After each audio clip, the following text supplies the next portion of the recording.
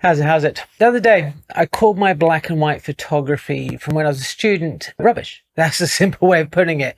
That was my bold claim. But was it really that bad?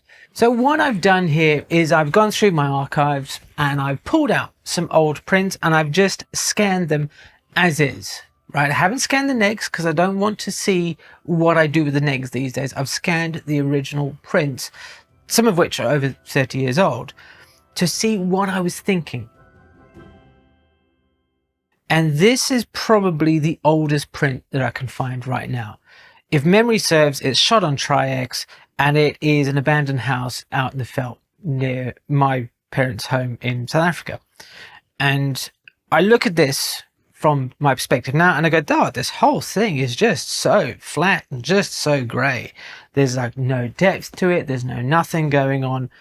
But if I put on my student hat, I think when I'm looking at this picture, I'm going, oh, look, there's some zone 8, some zone 9. This is zone system work going on. So that's, you know, white with very little detail. There's some zone 1 or 2 or 3 there. So that's shadow with a bit of detail. There's some zone 5 action sort of kicking on around here. And I'm kind of going, wow, yeah, it's a good photograph because it's got all those zones and look how tonally rich it is. But from an aesthetic point of view, this is the most dull photograph. See, the whole thing is just a mishmash of flatness. There's nothing going on in this photograph that is of any visual interest to me whatsoever. There's a little bit of action maybe here on these trees. This stuff in the foreground, these are in black and whites, but I'm going to guess they look a little bit like blackjack bushes. Nothing going on. But I must have liked it enough to print it. So I think that's kind of one where we can go, you know, all right, there's no real point in revisiting this. It was an exercise and done and dusted. Now, if we go to this next photograph, now this one, okay, so we are putting in a bit of contrast and I can see what I'm doing. This is the back of the Beetle, of the seat cover. This is a black seat cover, but there should be detail there.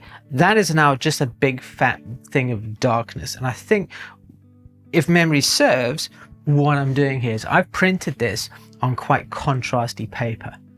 Right, so paper used to have like different contrasts, and if you printed on there, you would get inherently different contrast feelings to the image. And I think this feels like I've printed on, you know, quite a contrasty paper. Because if I look at her, Margie's forehead here, and certainly if I look at her jeans, there are some really blown out areas down here.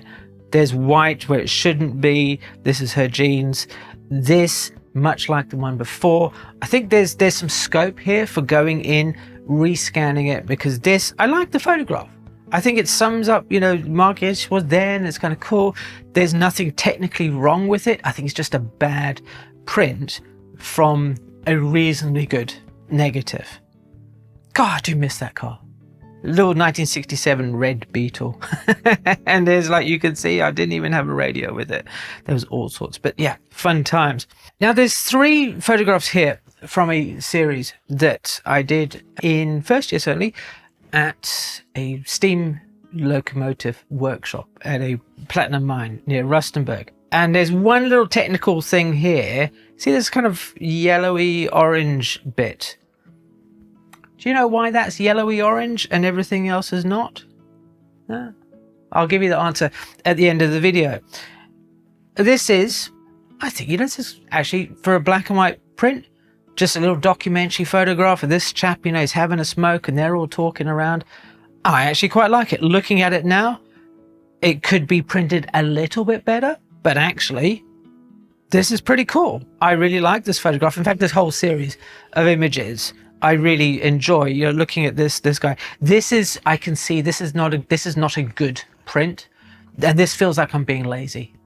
This feels like I have just printed this and I haven't done anything here. This chap, right, because he has an African skin tone, he's just disappeared, boom, straight into the shadows.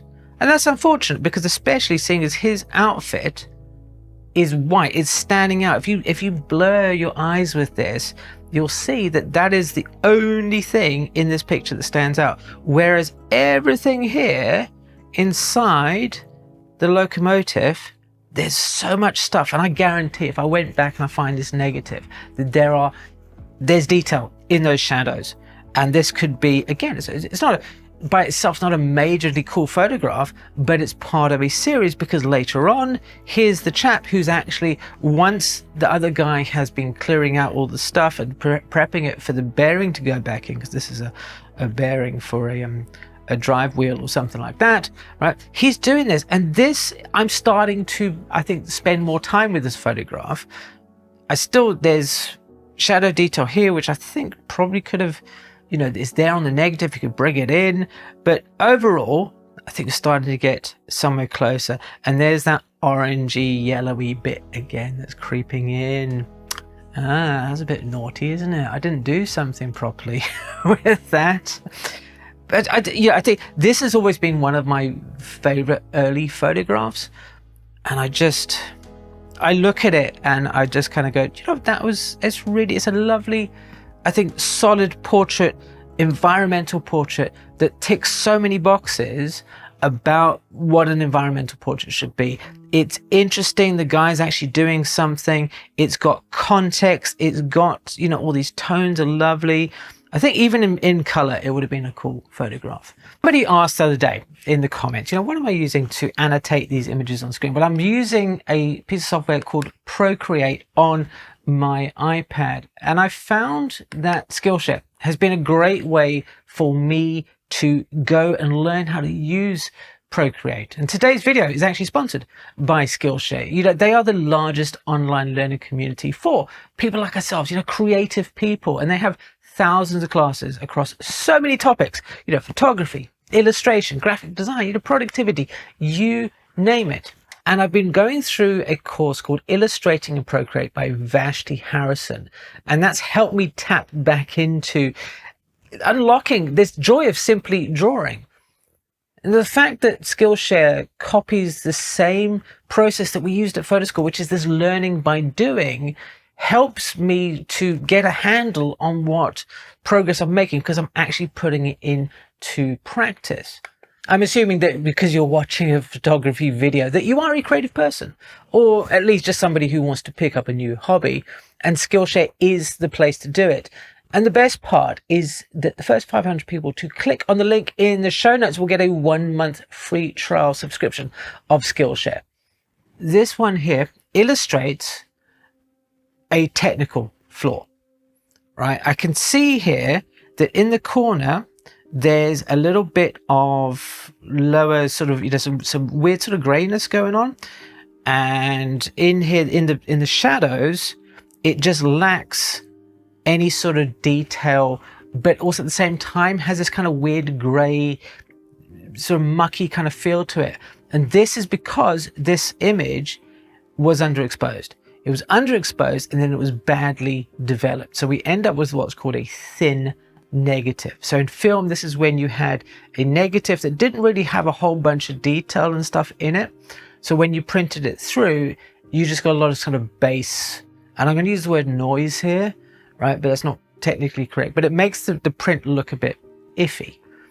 And I'm reminded of a saying that I was told at photo school, that you can make a bad print from a good negative, but you can't make a good print from a bad negative. And this is what's going on here. This is just a bad overall negative that is unsalvageable. And this comes down through a technical point of view. I've exposed for the wrong place. I think I've exposed probably up here with my little spot meter for Colin's forehead, maybe, or somewhere on his coat. I'm looking for a highlight sort of section. What I should have done was expose for somewhere down here so that I would be getting some detail. Now in digital photography, because we have that ability to shoot in RAW and to have lots of these details that we can salvage, but in film days we couldn't really do that. And this is a habit that's kind of stuck with me since then, realizing that there's a technical issue, is getting the exposure correct as much as I possibly can in camera, so there's stuff for me to work with later on. Sometimes it isn't just about like a technical problem that is surfacing in these black and white images from 30 odd years ago. Often there's, I think, a lack of understanding about when to apply certain approaches in my black and white look. You know, these days I'm quite happy to have really crunchy blacks and what have you, but that's because I found subject matter that works well with. If I look at this photograph here of Stuart, all of this area here, you know, it's a huge dark hole. There's no detail in it whatsoever. But the problem is when that happens, we've just got this kind of weird head floating in nothing. Right? It's not cool. It's completely the wrong approach that I've made for this photograph. I'm trying to get like a kind of like dark, moody kind of look going through, but all I've left is, yeah, there's some you know, the buttons off of my coat there, and on the walls here, you know, there's no text, there's nothing coming through. Again, I think this is, I was going to put a big X in it, but it's not a big X. It's a learning. This is where I find that already back in the day, I was learning about the difference about when I can have a very contrasty image and when it's not a good idea. And this is the case where it is a good idea. You know, there's detail here. He's silhouetted against this door frame. The line of the banister is drawing your eye up to it. This line here isn't just a straight line that's going across the frame. It's got some movement. You go up and then you go up and then you find him path. This is why I'm so keen on, you know, having people not delete their photographs, because you can't come back to this. You can't make observations about something that you are learning about and seeing where that improvement's been made. This is why we go back and we revisit our work. Now, the time that I've been looking through here, you know, it's easy to sit and go, oh, my photographs were all rubbish when they get started, and it's easy also to think that I'm cherry picking ideas here. But I think it's important that we don't actually put ourselves down, that we don't say we're rubbish, because in there I can see some of the growth in me, that there's a wide range of photographs and I'm quite clearly working on stuff as I go along. I've learned that just having the tones is not really enough, that there's a time and a place for heavy contrast. Somebody in the previous videos, you know, when I was talking about black and white, they said, oh, look, somebody's discovered the contrast slider, you know. Yeah, do you know what, dude? I have discovered the contrast slider and I like using it, but I also know when there's a time and there's a place. All of these tools are just that. They are tools that we can choose to use when we like it. That's what we're learning here with black and white photography. That's what I get from looking at these old photographs, is that progression, that they're not rubbish, but I'm learning to use those tools in specific ways. And I really hope that when you look back through your work and you take stock of where you've come from in your images, that you understand that there are things that you're discovering that you can use in your own photographs as and when you feel fit. Oh, now hang on, don't go anywhere, because I promised to tell you what was wrong with this print, this kind of weird, you know, bruise on here. This is because I haven't washed these prints properly. So after I've been developing them and putting them in the stop and then the fixer and all that kind of stuff, and I put them in the wash, I've yanked them out before they've been washed properly, which is why over the preceding decades, or resulting decades, if you will, this has got all kind of weirdness going on there, because the stuff is starting to, well, essentially sort of decompose. Right. At least that's why I look at it. Anyway, thank you ever so much for watching. As a little lesson, always wash your prints. And if you want to find out about great black and white photographers who most certainly did wash their prints properly, check out this video over here. Thanks ever so much, and cheerio.